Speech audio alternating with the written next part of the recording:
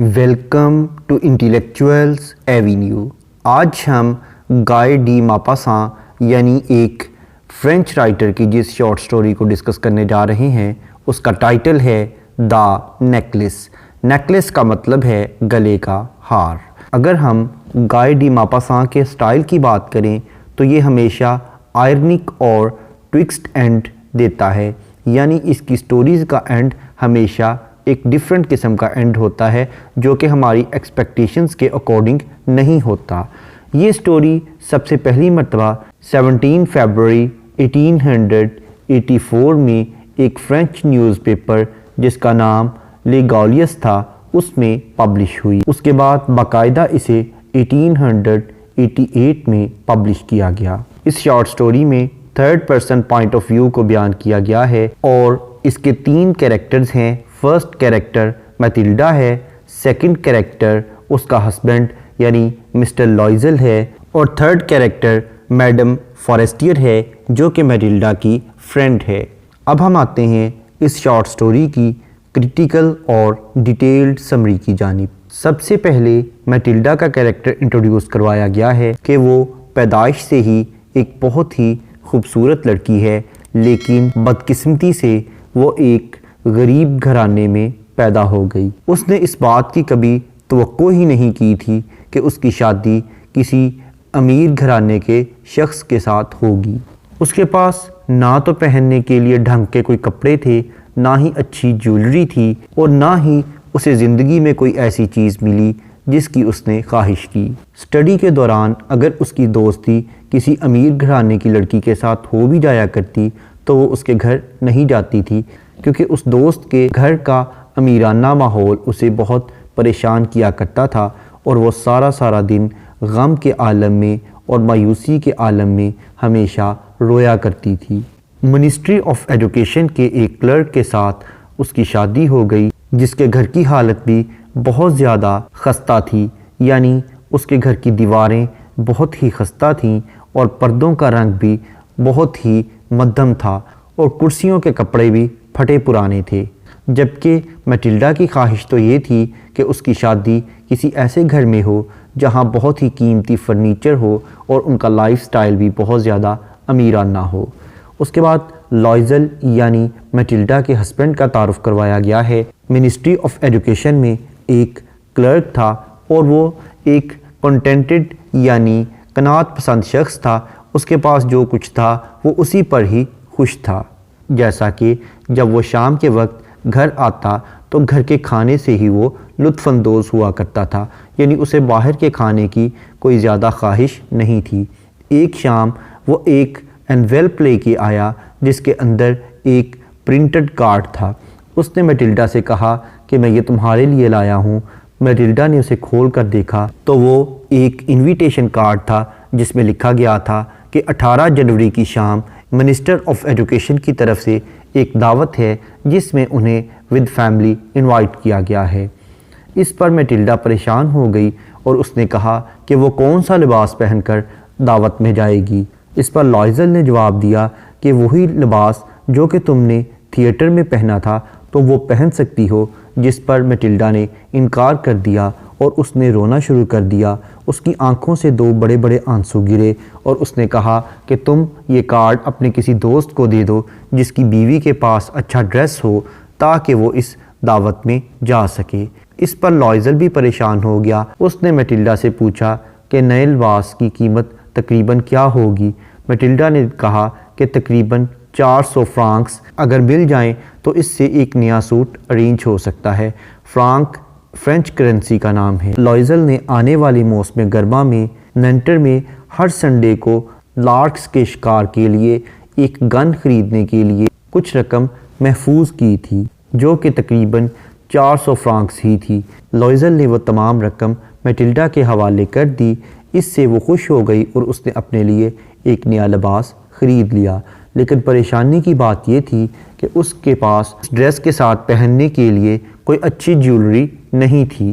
اس پر mister Loisel نے کہا کہ اب میرے پاس مزید رقم نہیں ہے، اس لیے تم اپنی دوست یعنی میڈم فورسٹیئر کے پاس چلی جاؤ اور اس سے کچھ جیولری ادھار لے لو۔ اس پر وہ بہت زیادہ خوش ہوئی اور اپنی دوست کے ہاں چلی گئی۔ میڈم فورسٹیر نے اپنی تمام جیولری باکس اور کاسکیٹس اس کے سامنے رکھ دیے۔ میٹلڈا نے ان تمام زیورات کو باری باری پہن کر آئینے کے سامنے کھڑے ہو کر اپنی خوبصورتی کا جائزہ لیا، لیکن آخر پر اسے ایک نیکلس پسند آ گیا اور اس نے وہ اس سے لے لیا۔ اس کے بعد پارٹی کے دن جیسے ہی وہ پارٹی میں پہنچی وہ بہت زیادہ خوبصورت لگ رہی تھی، اور جتنے بھی دوسرے آفیسرز اور دوسرے لوگوں کی جو بیویاں تھیں وہ ان سب سے زیادہ خوبصورت دکھائی دے رہی تھی۔ تمام مردوں نے بھی اس کی طرف بڑے غور سے دیکھا اور اس کا نام پوچھنے کی کوشش کی اور اپنا تعارف بھی میٹلڈا کو کروایا، اور اسٹیٹ کے جو انڈر سیکرٹریز تھے انہوں نے بھی اس کے ساتھ ڈانس کرنے کی کوشش کی، اور منسٹر نے بھی اس پر خوب توجہ کی۔ وہ خوشی میں ڈوبی ہوئی تھی اور اس نے اس پارٹی میں خوب رقص بھی کیا، اور یہ اس کی خوبصورتی کی فتح کا دن تھا، اور اپنے تکبر اور کامیابی پر وہ بہت زیادہ خوش تھی۔ اس کے بعد ساری رات یہ پارٹی چلتی رہی۔ صبح تقریباً 4 بجے یہ پارٹی ختم ہوئی اور وہ وہاں سے روانہ ہو گئے۔ جیسے ہی وہ گلی میں پہنچے انہیں وہاں کوئی کسی قسم کی گاڑی گھر پہنچنے کے لیے نہ ملی۔ اس پر انہوں نے پیدل چلنا شروع کر دیا۔ سردی کی وجہ سے وہ کانپ رہے تھے، لیکن ایک بدنما قسم کی گاڑی انہیں ملی جس پر وہ مجبوراً سوار ہوئے اور اپنے گھر تک پہنچ گئے۔ گھر آتے ہی انہوں نے اپنے کپڑے چینج کیے، لیکن کپڑے چینج کرنے سے پہلے میٹلڈا نے اپنی خوبصورتی کو دوبارہ اور آخری مرتبہ آئینے کے سامنے دیکھنے کی کوشش کی، لیکن اچانک اس کی چیخ نکل گئی کیونکہ اس کی گردن میں وہ نیکلس موجود نہیں تھا۔ اس پر وہ پریشان ہو گئی اور اس نے لائزل کو جگایا جو کہ سونے کی تیاری کر رہا تھا کیونکہ اس نے صبح آفس بھی جانا تھا۔ اس پر لائزل بھی بڑا پریشان ہوا۔ انہوں نے سب سے پہلے تو وہ نیکلس گھر میں تلاش کیا، اس کے بعد لائزل باہر چلا گیا اور اس پارٹی والی جگہ تک مکمل طور پر دیکھ کر آیا، لیکن اسے کسی قسم کا کوئی نیکلس نہ ملا۔ اگلے دن اس نے پولیس اسٹیشن میں بھی رپورٹ کی اور اخبار پر بھی اشتہار دیا کہ جس کسی کو بھی یہ نیکلس ملے انہیں واپس کر دیا جائے، لیکن اس کے باوجود کوئی خاطر خواہ رسپانس نہ ملا۔ اب پریشانی کی بات یہ تھی کہ میڈم فورسٹیر کو کس طرح سے مطمئن کیا جائے۔ لائزل نے میٹلڈا سے کہا کہ تم اپنی دوست سے یہ جھوٹ بول دو کہ اس نیکلس کی ہک ٹوٹ گئی ہے، اس لیے اسے ریپیئر کروانے میں کچھ دن لگیں گے۔ اتنے دن میں ہم اسی طرح کا ایک نیا نیکلس خرید کر اسے واپس کر دیں گے۔ کافی دن وہ ڈیفرنٹ جیولرز کے پاس جاتے رہے، لیکن انہیں اس طرح کا نیکلس نہ ملا۔ آخر کار انہیں اسی طرح کا نیکلس مل گیا جس کی قیمت تقریباً 40,000 فرانکس تھی، لیکن ان کے پاس تو اس وقت صرف 26,000 تھے۔ انہیں یہ نیکلس 36,000 میں مل گیا اور انہوں نے جیولر سے یہ ریکویسٹ کی کہ وہ کسی اور کو یہ سیٹ 3 دن تک نہ سیل کرے۔ 3 دن کے بعد وہ کہیں سے یہ رقم ارینج کر کے لے آئیں گے اور اس نیکلس کو خرید لیں گے۔ 18,000 فرانکس تو وہ تھے جو کہ لائزل کا باپ اس کے لیے مرنے سے پہلے چھوڑ گیا تھا، لیکن باقی کی رقم اسے ادھار لینا تھی۔ اس نے 1,000 فرانکس اپنے ایک دوست سے لیے، 500 دوسرے سے اور 500 کسی تیسرے شخص سے لیے۔ اس کے علاوہ وہ کچھ منی لینڈرز کے پاس گیا جو کہ سود پر رقم دیتے تھے، اور اس نے وہ تمام رقم ان سے سود پر حاصل کر لی۔ رقم اکٹھی ہونے کے بعد وہ جیولر کے پاس گئے، نیکلس خرید کر انہوں نے میڈم فورسٹیر کو دے دیا، لیکن اب قرض چکانے کے لیے انہیں بہت زیادہ غربت کا سامنا کرنا پڑا۔ سب سے پہلے تو انہوں نے اپنی ملازمہ کو فارغ کر دیا، اس کے بعد انہوں نے اپنا گھر چینج کیا اور بہت ہی چھوٹے گھٹیا قسم کے گھر میں شفٹ ہو گئے۔ میٹلڈا کو بھی بہت زیادہ مشقت کا سامنا کرنا پڑا، اسے گھر کا سارا کام خود کرنا پڑا کیونکہ وہ ملازمہ کو تو فارغ کر چکے تھے، اور کچن کے وہ کام جس سے وہ بہت زیادہ نفرت کرتی تھی وہ بھی اب اسے خود ہی کرنے پڑتے تھے، جیسا کہ اسے برتن دھوتے ہوئے اپنے خوبصورت ناخنوں کو بھی سیکریفائز کرنا پڑا۔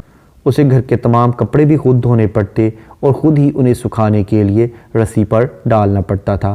ہر صبح وہ ڈسٹ بن کا کوڑا پھینکنے کے لیے خود ہی گلی میں جاتی اور خود ہی پانی بھر کر اوپر تک لے کر آتی، جس کے لیے اسے راستے میں کئی مرتبہ رک کر سانس بھی لینا پڑتا تھا۔ وہ نہایت ہی غریب عورتوں جیسا لباس پہنتی تھی۔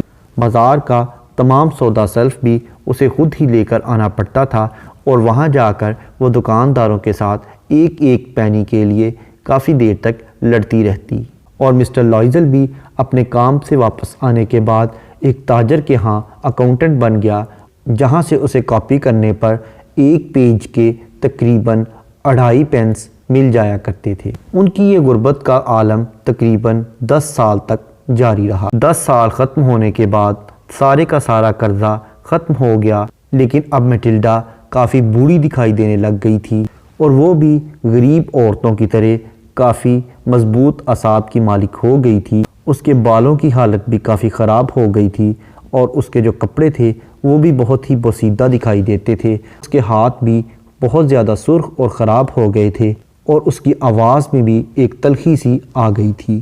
لیکن جب کبھی مسٹر لوئزل آفس میں ہوتا اور اسے تنہائی میں موقع ملتا تو وہ اسی ڈانس پارٹی کے بارے میں کافی دیر سوچا کرتی تھی، جس میں اس کی خوبصورتی کی بہت زیادہ تعریف و تحسین کی گئی تھی، اور وہ سوچا کرتی کہ کاش وہ نیکلس مجھ سے گم نہ ہوتا تو آج ہماری حالت بالکل مختلف ہوتی۔ لیکن تقدیر کون بدل سکتا ہے؟ ایک سنڈے جب وہ واک کے لیے باہر گئی تاکہ وہ اپنے آپ کو تازہ دم کر سکے، تو اچانک اس کا سامنا ایک عورت سے ہوا جس کے ساتھ ایک بچہ بھی تھا۔ وہ میڈم فورسٹیر تھی، لیکن وہ تو ابھی بھی جوان تھی اور خوبصورت تھی۔ اس نے آگے بڑھ کر اس کے نام سے مخاطب کرتے ہوئے اسے سلام کیا، لیکن میڈم فورسٹیر نے اسے نہ پہچانا۔ لیکن جب میٹلڈا نے اپنا تعارف کروایا تو میڈم فورسٹیر بہت زیادہ حیران ہوئی، اور اس نے اس سے پوچھا کہ تمہاری اس حالت کا کون ذمہ دار ہے؟ تم کیوں اتنی ضعیف اور بدصورت دکھائی دینے لگ گئی ہو؟